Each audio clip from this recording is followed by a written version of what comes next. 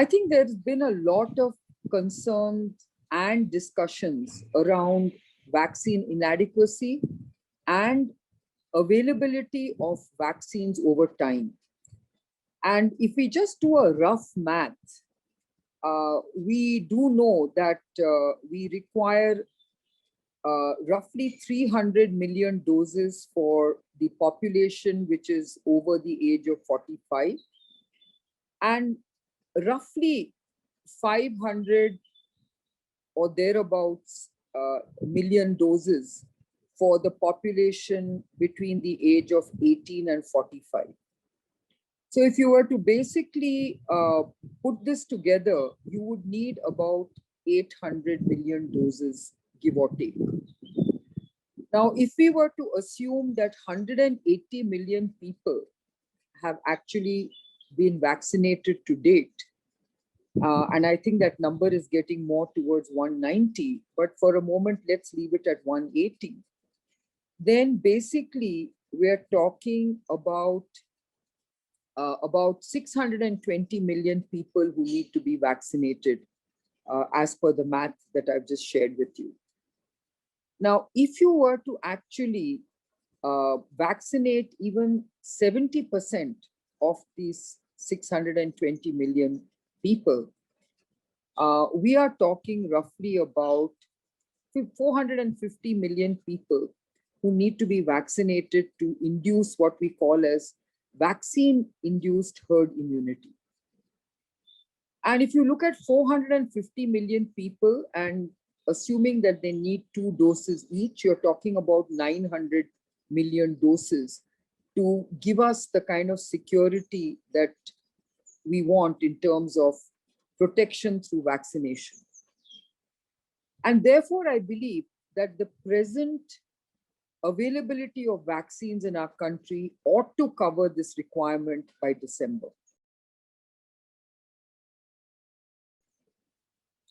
And let's do another math of the current vaccines available to us. Let's start with indigenously produced vaccines. And let's start from June onwards. And that gives us 6 months till December.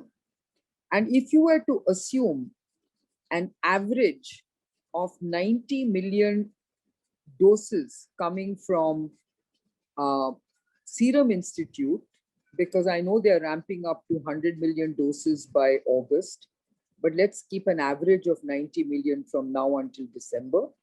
Then you're talking about 540 million doses of the Covishield vaccine.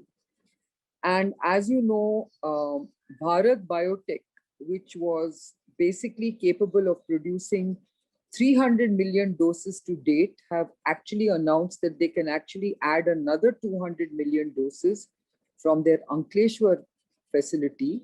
So if you were to basically then say that you could get at this level about 250 million doses from Covaxin, then it now adds up to roughly about 700 and, close to 775 million or 765 million. And then if you were to add the Sputnik vaccine, which would add another, hopefully at least 200 million doses or 250 million doses by the end of the year, you're already at 1 billion doses. And then you can add as a buffer the Zydus Cadila vaccine. You can add the probably the J&J vaccine for a couple of months, the Novavax vaccine, which is supposed to be produced by Serum Institute. And of course, you also have the J&J vaccine, which is supposed to be manufactured by Biological E, and the Biological E vaccine itself from Baylor Institute. So adding all these up, you would probably get another 200 to 300 million doses, over 1 billion doses. So I do believe that the present production in India alone should see us in a safe place in terms of vaccine coverage by the end of December.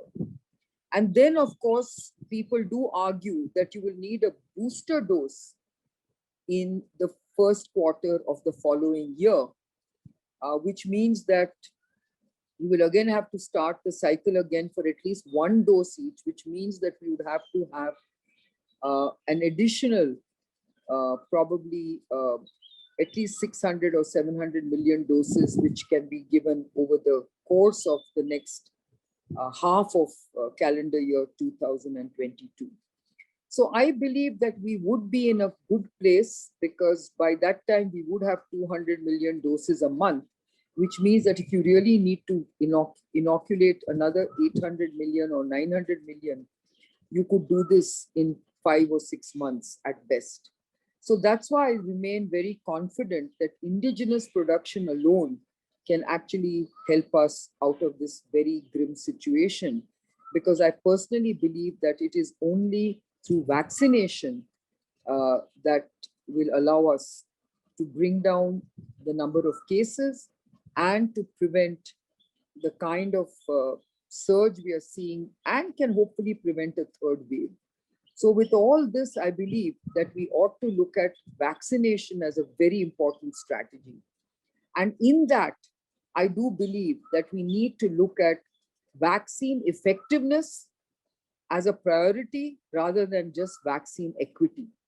Because by keeping our urban centers protected and preventing them from spreading the virus, we can actually protect our hinterland.